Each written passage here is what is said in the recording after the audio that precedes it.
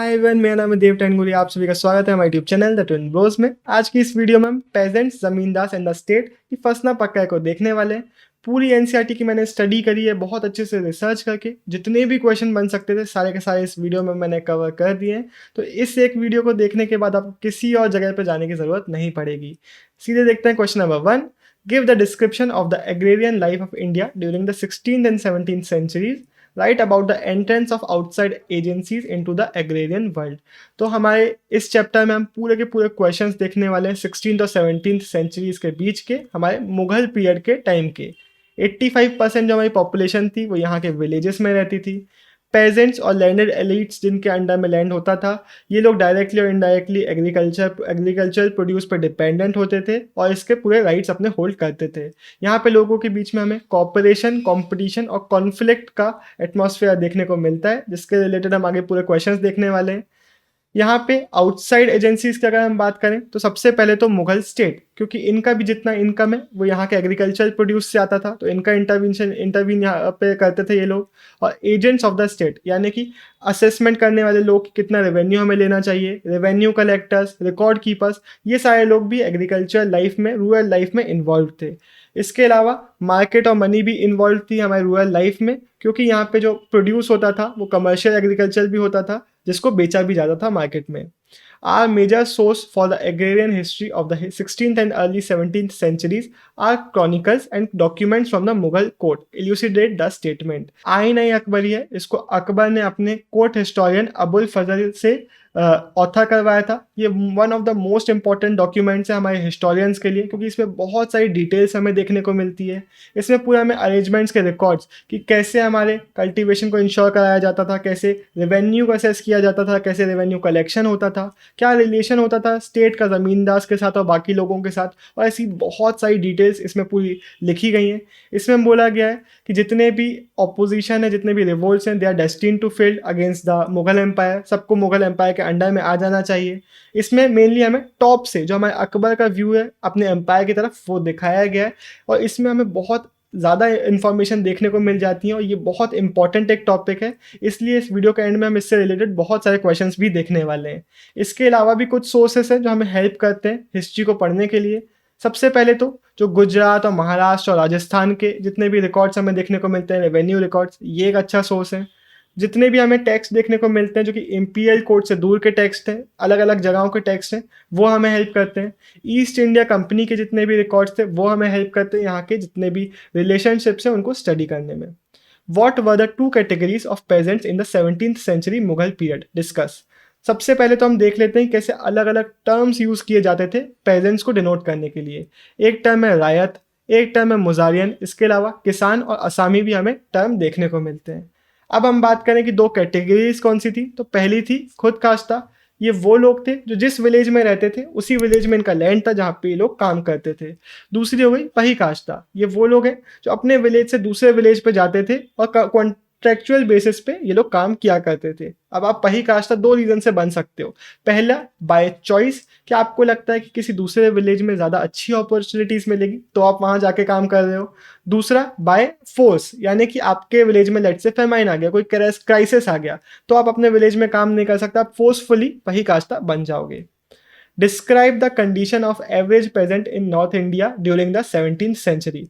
जो average peasant है north India का, उसके पास हमें एक पेयर ऑफ बुलक्स और 2 प्लाउस भी जनरली देखने को नहीं मिलते। जनरली लोगों के पास इससे कम ही होता था। इसके अलावा किस पेजेंट को हम वेल्दी बोलेंगे, किसको नहीं, ये अलग अलग जगह के हिसाब से डिपेंड कर सकता है। फॉर एग्जांपल गुजरात में अगर आपके पास 6 एकर्स ऑफ लैंड है तो आप काफ़ी ज़्यादा एफ्लुएंट, काफ़ी ज़्यादा वेल्दी समझे जाओगे। बंगाल में हमें देखने को मिलता है कि 10 एकर्स आपको एक रिच असामी बनाएगा, एक रिच प्रेजेंट बनाएगा। ये हमें देखने को मिलता है। इंडिविजुअल ओनरशिप के बेसिस के प्रिंसिपल पे पूरा कल्टीवेशन होता था। लोगों के अंडर में जो लैंड होता था उस पर वो खुद कल्टीवेशन करते थे या फिर करवाते थे लोगों से। यहाँ पे जितनी भी पेजेंट्स की लैंड्स होती है वो उसी तरीके से बिकती है जैसे लोगों की बाकी प्रॉपर्टी बिकती है। Explain the technology use by pageants for cultivation during the Mughal period. सबसे पहले तो जो स्टेट है वो यहाँ पे न्यू कैनल्स बनवाने का काम करती थी और जो ओल्ड कैनल्स हैं उनको रिपेयर करवाने का काम करती थी। एक एग्जांपल है शाहजहाँ का, जो शाहजहाँ के रेन में कुन रिपेयर करवाया गया था। एग्रीकल्चर यहाँ पे लेबर इंटेंसिव होता था। टेक्नोलॉजी की अगर हम बात करें तो वुडन प्लाउ यूज़ किया जाता था जिसकी टिप आयरन की होती थी। इसके अलावा जाइंट ऑक्जेंस के से पुल करवाया जाता था एक ड्रिल को, जो कि हमें सीड्स प्लांट करने में हेल्प करता था। ब्रॉडकास्टिंग काफ़ी ज़्यादा प्रेवलेंट मेथड था इस टाइम पीरियड में। होइंग और वीडिंग का जो काम है वो एक साथ एक आयरन ब्लेड जो एक with a small wooden handle उसको यूज़ किया जाता था और इन दोनों काम को एक साथ किया जाता था। Explain seasonal cycles of agriculture during the 16th and 17th centuries, also clarify that different types of crops were grown. वैसे एक और बात, यहाँ पे इतने सारे क्वेश्चंस इसलिए देखने को मिल रहे हैं क्योंकि कई बार एक ही क्वेश्चन को घुमा फिरा के पूछ लिया जाता है, अलग अलग तरीके से पूछा जा सकता है। इसलिए सारे क्वेश्चन मैंने यहाँ पे डाल दिए जिसका आंसर हम एक साथ यहाँ पे देखेंगे। तो हमें दो मेजर साइकिल्स देखने को मिलती हैं, द खारिफ और द रबी। तो मिनिमम एक जगह पे दो क्रॉप्स एक साल में उगाई जा रही थी। कुछ जगहों पे जहाँ पे रेनफॉल अच्छा है, इरिगेशन अच्छा है, तो वहाँ पे 3 क्रॉप्स उगाई जाती थी। कुछ जगहों पे हमें ये भी देखने को मिलता है कि एक ही क्रॉप उगाई जा रही है, लेकिन ऐसी जगहें कम थी। इसमें हमें देखने को मिलता है कि अब इतना क्रॉप प्रोडक्शन होगा तो वैरायटी तो अच्छी होगी। तो आगरा की अगर हम बात करें तो 39 वैरायटीज़ की क्रॉप्स उगाई जाती थी, दिल्ली में 43, बंगाल की अगर हम बात करें तो सिर्फ राइस अकेले की ही 50 वैरायटीज़ ग्रो की जाती थी। फिर एक इंपॉर्टेंट टर्म आता है जिन्स आई कामिल। इसका लिटरल मीनिंग होता है परफेक्ट क्रॉप्स। ये वो क्रॉप्स थी जिनका रेवेन्यू ज़्यादा अच्छा होता था। मुगल स्टेट का कहना था इसको भी आपको उगाना चाहिए, इसको ग्रो करने के लिए मुगल स्टेट लोगों को इंकरेज करती थी। इनका प्रोडक्शन भी हमें देखने को मिलता है। फॉर एग्जांपल कॉटन हो गया, शुगर केन हो गया। अगर हम बात करें हमारे सेंट्रल इंडिया और डेक्कन प्लेट्यू की, तो वहाँ पे कॉटन का प्रोडक्शन काफ़ी ज़्यादा हाई था। अगर हम बात करें बंगाल की, तो ये शुगर प्रोडक्शन के लिए काफ़ी ज़्यादा वेल नोन था। ये जो कैश क्रॉप्स थी इनमें ऑयल सीड्स हो गया जैसे कि मस्टर्ड, ये भी आ जाती हैं। लेंटिल्स हो गया, इनका भी प्रोडक्शन हमें देखने को मिल जाता है। During the 17th century several new crops from different parts of the world reached Indian subcontinent justify the statement।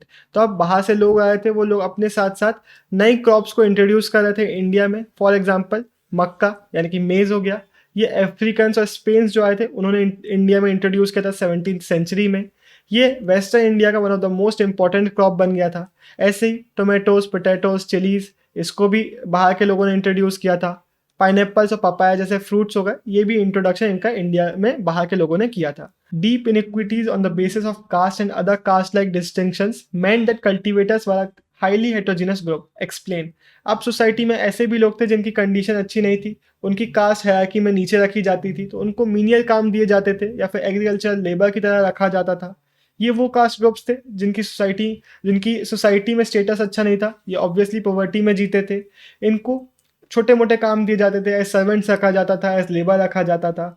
ये हर सोसाइटी में हमें देखने को मिल जाते हैं। मुस्लिम कम्युनिटी में हमें हलाल खिलौन देखने को मिलते हैं। ऐसे ही बिहार में हमें मलाज़ादास, literally the son of boatman देखने को मिल जाते हैं। इनकी सोसाइटी में कंडीशन दलित्स की तरह थी, जो हमें मॉडर्न सोसाइटी में हमें एक कॉमन टर्म है दलित, उनकी तरह इनको रखा जाता था। Explain the composition of village panchayat. Village panchayat एक बहुत इंपॉर्टेंट टॉपिक है। अगले 2-3 क्वेश्चंस जो हैं वो पूरे के पूरे विलेज पंचायत से रिलेटेड है और सारे क्वेश्चंस बहुत इंपॉर्टेंट है। पूरी डिटेल्स आप अच्छे से सुनिएगा। ये एक असेंबली है जिसमें विलेज के एल्डर्स पार्टिसिपेट करते हैं। एक हेट्रोजीनस ग्रुप है, लेकिन जो सोसाइटी के सबसे लोएस्ट हायरार्कियल ऑर्डर में जो लोग हैं, जो हमारे मिनियल्स हमने देखे, जो एग्रीकल्चर लेबर्स हैं, इनको इसमें पार्टिसिपेशन नहीं मिलता है। ये एक ओलिगार्की है, यानी कि ये एक ग्रुप ऑफ मेंबर्स है जो कि हमारे जितने भी कम्युनिटीज़ हैं उनको लीड करने का काम करता है। इसका जो हेड है उसको मुकद्दम या फिर मंडल बोलते हैं। हेड सिलेक्ट करने के लिए जितने भी विलेज के एल्डर्स हैं वो अपना एक डिसीजन बनाते हैं किसको हेड हमें बनाना चाहिए, और उस डिसीजन को रेटिफाई किया जाता है ज़मींदार से। ज़मींदार से पूछा जाता है कि ये इंसान सही है या नहीं, और वो बोलता है अगर परमिशन देता है तो उसको यहाँ का हेड बना दिया जाता है। ज़मींदार की जो स्टेटस है सोसाइटी में वो काफ़ी ज़्यादा हाई था। इससे रिलेटेड हम आगे क्वेश्चंस देखने वाले हैं। इसके अलावा अगर हम मेन काम देखें जो हेडमैन का होता है, वो ये होता है कि विलेज के जो अकाउंट्स हैं उनको सुपरवाइज करना। इसके अंडर में पटवारी होता है, अकाउंटेंट, जो कि इसको इस काम में हेल्प करता है। अब विलेज पंचायत के जो फंक्शंस हैं वो हम आगे इस क्वेश्चन में और उसके अगले वाले क्वेश्चन में भी देखने वाले हैं। How did the panchayat use the funds available to it. तो जो पंचायत का फंड जो आता था वो कैसे आता था, सब लोग कंट्रीब्यूट करते थे और एक कॉमन फाइनेंशियल पूल की तरह से देखा जाता था कि सबने कंट्रीब्यूट कर दिया, जो पूरा जो पैसा है वो हम अलग अलग कामों में यूज़ करेंगे। सबसे पहला काम क्या हो गया, जो रेवेन्यू ऑफिशियल्स आते थे, जो विजिट किया करते थे विलेजेस को, उन पे आपको खर्चा करना पड़ता था। इसके अलावा कोई भी कॉमन वेलफेयर का काम हो गया, कोई आपको कैलेमिटी आ गई, कोई क्राइसिस आ गई, तो उससे डील करवाने का जितना भी खर्चा होता था। इसके अलावा अगर आपको कोई कैनल बनवाना है, कोई और वेलफेयर की चीज़ बनवाना है, तो उस पे खर्चा ये लोग किया करते थे अपने फाइनेंशियल पूल से। One important function of the panchayat was to ensure that caste boundaries among the various communities inhabiting the village were upheld, throw light on the statement.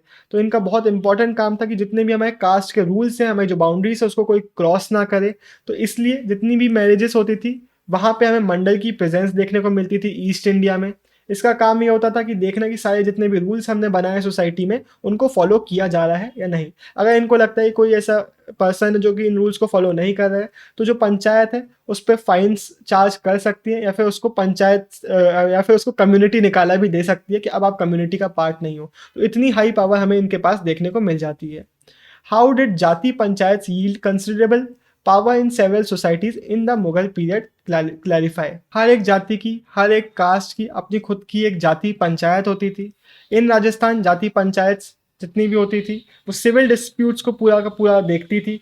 इनके पास क्रिमिनल डिस्प्यूट्स को हैंडल करने का पावर ज़्यादातर नहीं होता था, लेकिन सिविल डिस्प्यूट जितने भी होगा कि कोई रूल्स को फॉलो कर रहा है या नहीं, हमारे जो कास्ट के रूल्स हैं, कोई हमारे लैंड के अगर डिस्प्यूट हो जाता है कि दो लोगों के बीच में डिस्प्यूट हो गया है, तो उसको सॉल्व करवाना, कोई भी ग्रुप के बीच में लड़ाई हो गई उसको सॉल्व करवाना, जितने भी सिविल डिस्प्यूट्स हैं उन पे इन लोग के पास पूरी पावर होती थी। और ये लोग जो भी डिसीजन दिया करते थे उसको जनरली फॉलो किया जाता था। How panchayat use to solve complaints of weaker sections against the superior और अपर कास्ट। तो हमें देखने को मिलता है कि जो पंचायत हैं वो इस तरीके से देखी जाती थी लोगों की तरफ से कि अगर हमें कोई भी प्रॉब्लम होगी तो हम पंचायत की तरफ अपनी पिटीशन लेके जा सकते हैं कि भाई हमें इन सुपीरियर कास्ट से प्रॉब्लम है, ये हमें ट्रबल कर रहे हैं। तो हमें पिटीशन देखने को भी मिलती है कि पंचायत में पिटीशन आई है कि अनपेड लेबर हो रहा है हमारे साथ, तो उससे हमें बचा लो, या फिर बहुत ज़्यादा टैक्सेशन हमसे लिया जा रहा है तो उससे हमें बचा लो। तो ये हमें देखने को मिलता है। जनरली जो ट्रबल्ड ग्रुप होता है, जो सबसे लोएस्ट ग्रुप होता है, वो अपनी प्रॉब्लम लेके पंचायत के पास जाता था और उस पंचायत वो एज कोर्ट ऑफ अपील देखा करता था। तो यहाँ पे हमें टैक्स डिमांड्स के अगेंस्ट पिटीशन देखने को मिल जाती हैं, कोई भी प्रॉब्लम होती है तो उसके अगेंस्ट हमें पिटीशन देखने को मिल जाती है।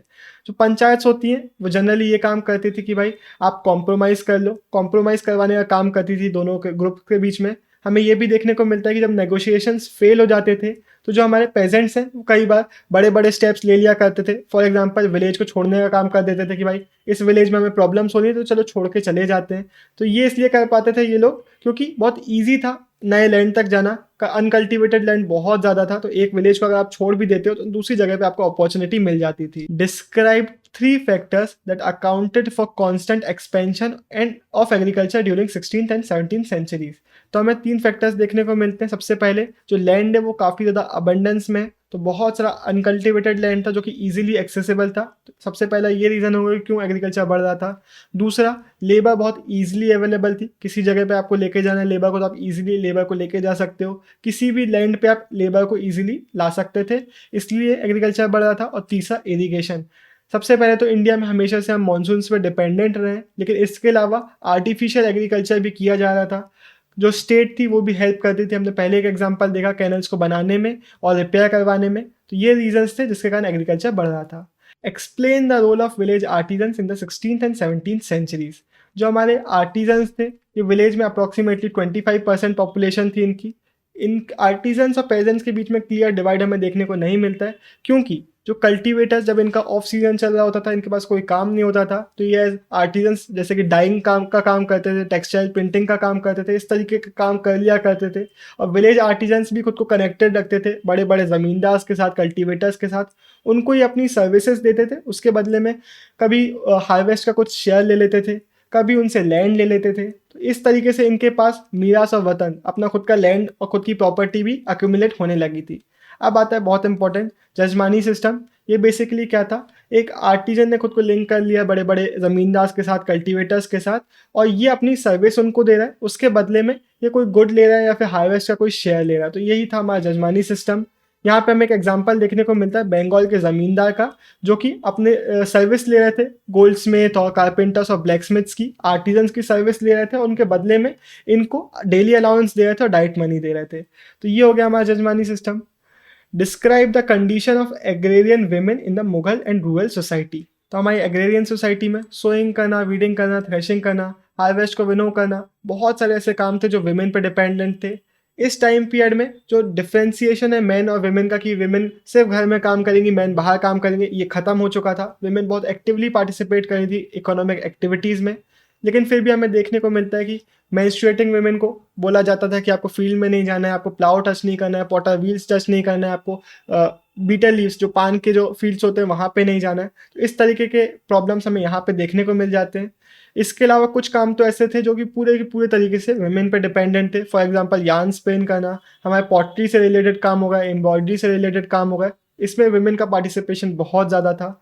वुमेन सिर्फ फील्ड्स में काम नहीं करती थी बल्कि लोगों के घरों में उनके अंडर में भी काम करती थी। एम्प्लॉयमेंट इस तरीके से भी वो लोग ढूंढ रही थी। इसके अलावा एग्रेरियन सोसाइटी में हमें ये भी देखने को मिलता है कि वुमेन की शॉर्टेज हो गई थी, इसलिए उनको बहुत इंपॉर्टेंस दी जा रही थी। उस चाइल्ड की वो सोसाइटी की चाइल्ड बेयर्स थी और चिल्ड्रन बहुत इंपॉर्टेंट थे क्योंकि यहाँ पे लेबर इंटेंसिव काम होता था। इसलिए वुमेन को बहुत ज़्यादा वैल्यू इसलिए मिलने लगी थी क्योंकि उनकी शॉर्टेज थी।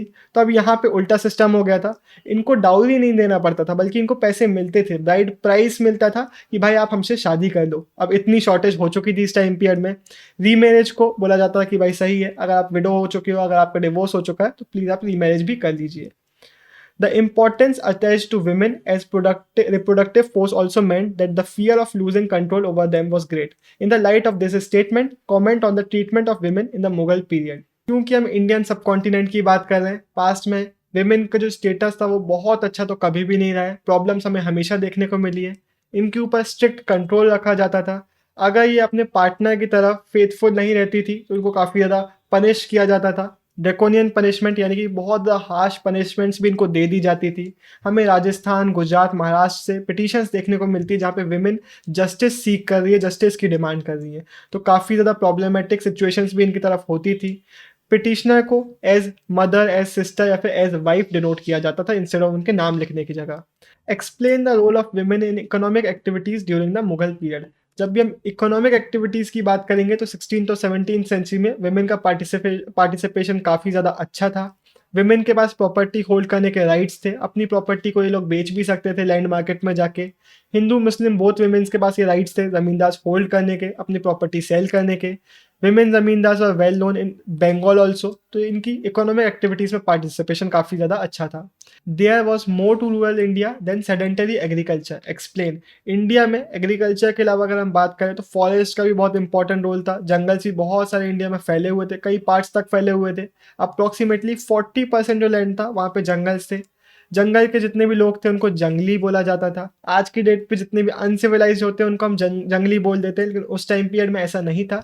उस टाइम पीरियड में जो फॉरेस्ट प्रोड्यूस पर डिपेंडेंट होते थे, हंटिंग करते थे, शिफ्टिंग एग्रीकल्चर करते थे, उन लोगों को जंगली टर्म से डिनोट किया जाता था। अब इन लोग में हमें ये भी देखने को मिलता है कि इनका काम सीजनल भी होता था। एक एग्जाम्पल है भील कम्युनिटी का। ये लोग स्प्रिंग का टाइम देते थे कलेक्टिंग फॉरेस्ट प्रोड्यूस को कलेक्ट करने के लिए। समर में फिशिंग करते थे, मानसून के मंथ्स में कल्टीवेशन करते थे और ऑटम और विंटर में हंटिंग करते थे। जो स्टेट थी वो फॉरेस्ट एरियाज को इस तरीके से देखती थी, यहाँ पे जितने भी जो ट्रबल मेकर्स हैं सोसाइटी के, जिनको हमें पकड़ लेना चाहिए, वो लोग यहाँ पे जाके छुप जाते हैं। तो इस तरीके से स्टेट फॉरेस्ट को देखा करती थी कि ये एक रेफ्यूज की जगह है। How external forces were entering into forest during the 16th and 17th centuries? What was the importance of hunt expeditions in Mughal political ideology? तो अब जो एक्सटर्नल फोर्सेस हैं वो फॉरेस्ट में अलग अलग तरीके से एंटर कर रही थी। हमारी जो स्टेट हो गई वो फॉरेस्ट में इसलिए इंटरेस्टेड थी क्योंकि यहाँ से एलिफेंट्स मिलते थे जो कि आर्मी में हेल्प करते थे। तो यहाँ के जो लोग होते थे, फॉरेस्ट पीपल, फॉरेस्ट ड्वेलर्स, उनसे ये लोग ले लिया करते थे एज पेशकश जो मुग़ल स्टेट थी।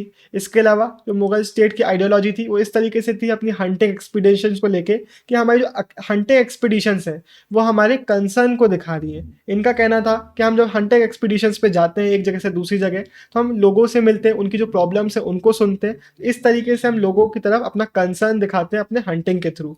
तो ये एक तरीका हो गया मुगल्स का अपने हंटिंग एक्सपीडिशंस को देखने का।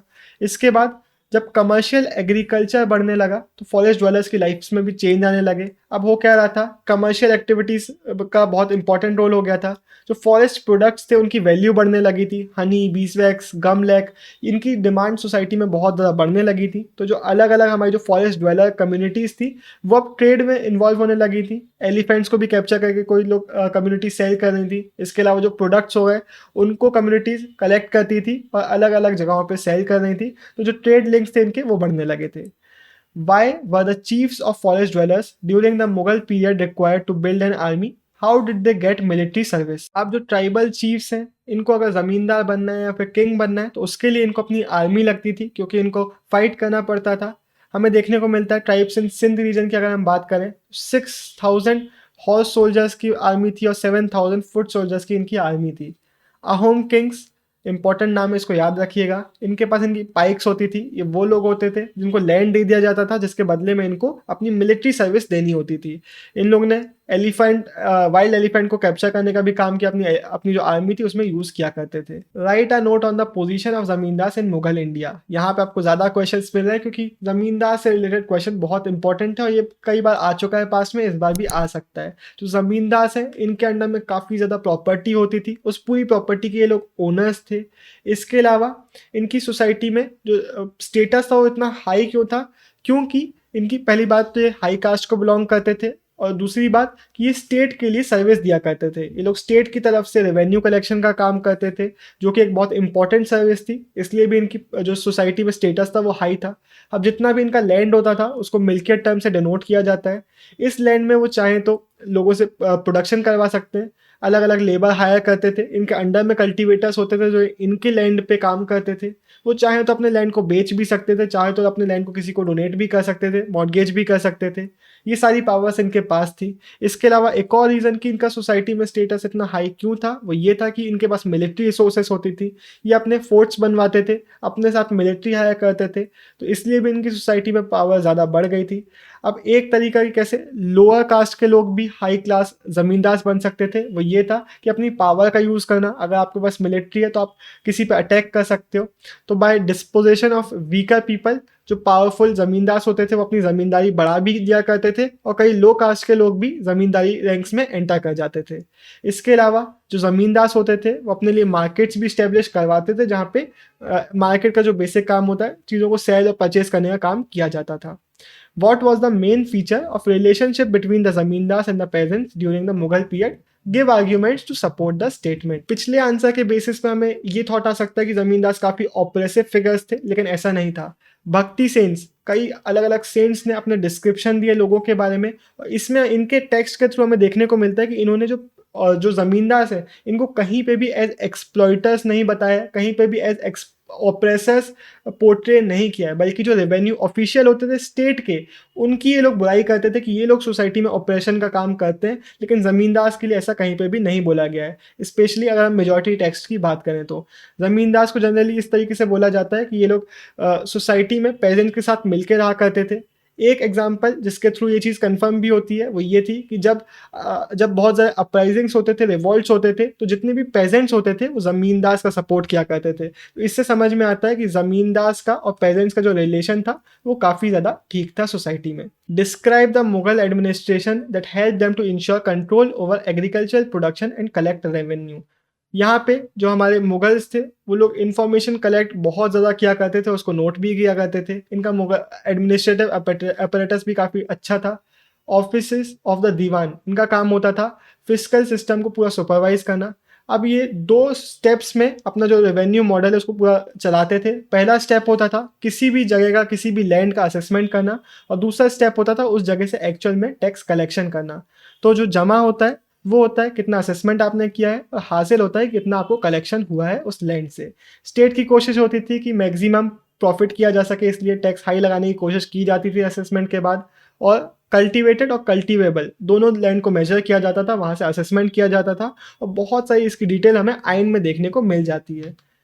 Describe the results of India's overseas trade under the Mughals. अब जैसे जैसे अलग अलग वॉयजेस हो रहे थे, लोग दूसरे दूसरे लैंड्स को डिस्कवर कर रहे थे, ट्रेड नेटवर्क्स काफ़ी ज़्यादा बढ़ने लगे, और एशिया में और स्पेसिफिकली इंडिया में काफ़ी ज़्यादा सिल्वर आ रहा था, क्योंकि हम काफ़ी ज़्यादा चीज़ें एक्सपोर्ट कर रहे थे जिसके बदले में हमें सिल्वर मिलता था।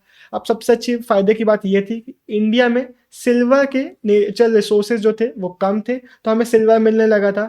अब इसके बाद से जो इंडियन हमारे सब कॉन्टिनेंट है, यहाँ पे कॉइन्स का यूजेज भी काफ़ी ज़्यादा बढ़ गया, सिल्वर कॉइन्स यूज़ किए जाने लगे। जब टैक्स कलेक्शन का काम हुआ करता था तो एक ऑप्शन होता था कि भाई आप इन काइंड पेमेंट कर दो, आप हार्वेस्ट अपना दे दो, लेकिन जो मुगल रूलर्स होते थे वो जनरली प्रमोट करते थे कि आप कॉइन्स में पेमेंट करो। वीडियो को अगर आप यहाँ तक देख रहे हैं तो एक लाइक तो बनता है, एक छोटा सा प्यारा सा कमेंट भी बनता है। अब हम सीधे बढ़ते हैं हमारे लास्ट क्वेश्चन पे, जो कि एक क्वेश्चन नहीं है बल्कि क्वेश्चनों का पूरा भंडार है, जो कि मैंने यहाँ पे एक साथ डाल दिए हैं। उसका रीज़न सिंपल सा है, ये सारे के सारे क्वेश्चन आइन ई अकबरी से हैं। आइन ई अकबरी के टॉपिक से बहुत सारे क्वेश्चन बनते हैं, सारे क्वेश्चन मैंने यहाँ पे डाल दिए और इन सभी का आंसर हम अगली 6 स्लाइड में देखने वाले हैं। पूरा डिस्क्रिप्शन आप अच्छे से सुनिएगा, जितने भी क्वेश्चन है सारे कवर इन डिस्क्रिप्शन में हो जाएंगे। जो आइन ई अकबरी है ये अकबर का एक बहुत इंपॉर्टेंट प्रोजेक्ट है। अबुल फजल ने इसको अपने हाथों में लिया था और 1598 में जो अकबर के रूलिंग का 42nd ईयर था उसमें इसको कंप्लीट किया था। इसमें हमें बहुत सारी डिटेल्स देखने को मिलती हैं। कोर्ट का ऑर्गेनाइजेशन कैसे होता था, एडमिनिस्ट्रेशन और आर्मी कैसे चलती थी, रेवेन्यू सोर्सेस कैसे जनरेट होते थे, कैसे रेवेन्यू कलेक्ट किया जाता था, प्रोविंसेस का फिजिकल लेआउट कैसा था, अकबर का एम्पायर का टॉप से व्यू कैसा था, मतलब किस तरीके से अकबर अपने एम्पायर को देखा करते थे। यहाँ पे लिटरेरी ट्रेडिशंस कैसे थे, कल्चरल एक्टिविटीज़ क्या थी, रिलीजियस ट्रेडिशंस कैसे थे। इन सब चीज़ों के बारे में हमें पूरे एम्पायर की डिटेल्स देखने को मिल जाती हैं। इसमें अलग अलग प्रोविंसेस के बारे में भी डिटेल्स लिखी गई हैं। तो काफ़ी ज़्यादा एक बड़ा प्रोजेक्ट था जिसमें काफ़ी ज़्यादा डिटेल्स, हमें काफ़ी ज़्यादा हिस्ट्री के नॉलेज इससे मिल जाती है। यहाँ से आप एक लाइन को याद रख सकते हैं जो आप ऑलमोस्ट किसी भी आइन के क्वेश्चन में लिख सकते हैं। The Ain is a mine of information for us about the Mughal empire during the Akbar's reign. Ain 5 book 5 दफ्तर्स को मिला के बनी है। इसमें से पहली है मंजिल आबादी। इसमें हमें इंपीरियल हाउस होल्ड्स और उसके मेंटेनेंस से रिगार्डिंग डिटेल्स देखने को मिलती है। दूसरी है सिपाह आबादी, जिसमें हमें मिलिट्री और सिविल एडमिनिस्ट्रेशन और सर्वेंट्स के बारे में डिटेल्स मिलती है। तीसरी है मुल्क आबादी, इसमें हमें फिजिकल साइड्स की डिटेल्स मिलती हैं, बहुत सारे स्टैटिस्टिक्स इसके थ्रू हमें मिलते हैं, बहुत सारी फिजिकल डिटेल्स मिलती हैं। हमें देखने को मिला है कि एक टेबल है जिसमें 8 कॉलम्स हैं और उसमें बहुत सारी डिटेल्स लिखी गई हैं। तो ये भी बहुत इंपॉर्टेंट एक डॉक्यूमेंट है। पास्ट में ऐसा भी क्वेश्चन आ चुका है कि जो मुल्क आबादी है इस पे आप एक नोट लिखिए, इसके बारे में डिटेल्स लिखिए। तो जितनी डिटेल्स हैं आपको थोड़ा बहुत याद करना पड़ेगा, तो इसको 1-2 बार आप अच्छे से पॉज करके पढ़िएगा ताकि आपको डिटेल्स जो है वो याद होने लगे। जो 4th और 5th दफ्तर है आइन ई अकबरी के, उसमें हमें रिलीजियस, लिटरेरी और कल्चरल ट्रेडिशंस के बारे में डिटेल्स देखने को मिलती हैं, अकबर के वर्ड्स देखने को मिलते हैं। अब इस पूरे डॉक्यूमेंट को 5 बार रिवाइज किया गया था। इसमें कोई भी ओरल टेस्टिमेंट लिखे जाते थे तो उसको पहले वेरीफाई किया जाता था, क्रॉस चेक किया जाता था और फिर ही उसको लिखा जाता था कि भाई ये इन्फॉर्मेशन है, ये फैक्चुअल इन्फॉर्मेशन है हमारे रीजन की। यहाँ पे जितने भी न्यूमेरिकल डेटा होते थे उनको वर्ड्स में लिखा जाता था ताकि लिखने में कोई गड़बड़ी ना हो जाए। अब ऐसा नहीं था कि आइन में कोई प्रॉब्लम ही नहीं थी। जब हमारे हिस्टोरियंस ने इसको पूरा स्टडी करना चालू किया तो इसमें कुछ प्रॉब्लम्स भी दिखी। पहली प्रॉब्लम तो ये है कि भाई बहुत सारे लोग इन्वॉल्व होते थे इसके प्रोडक्शन में, तो कुछ ना कुछ टोटलिंग एरर हो जाती थी, कैलकुलेशन एरर हो जाता था, लिखने में कुछ एरर हो जाता था। तो ये एक प्रॉब्लम हो गई। दूसरी प्रॉब्लम हो गई, इसमें हमें देखने को मिला है कि बहुत सारी डिटेल्स तो हैं लेकिन फिर भी कुछ ना कुछ डिटेल्स मिसिंग है। फॉर एग्जांपल हमें कई सूबास की काफ़ी डिटेल्स देखने को मिलती है लेकिन बंगाल और उड़ीसा की डिटेल्स हमें ज़्यादा देखने को नहीं मिलती हैं। फिर हमें फिजिकल डिटेल्स, काफ़ी ज़्यादा स्टैटिस्टिक्स देखने को मिलते हैं लेकिन हमें प्राइसेस और वेजेस कई जगहों की देखने को नहीं मिलती, कितनी ज़्यादा हुआ करती थी।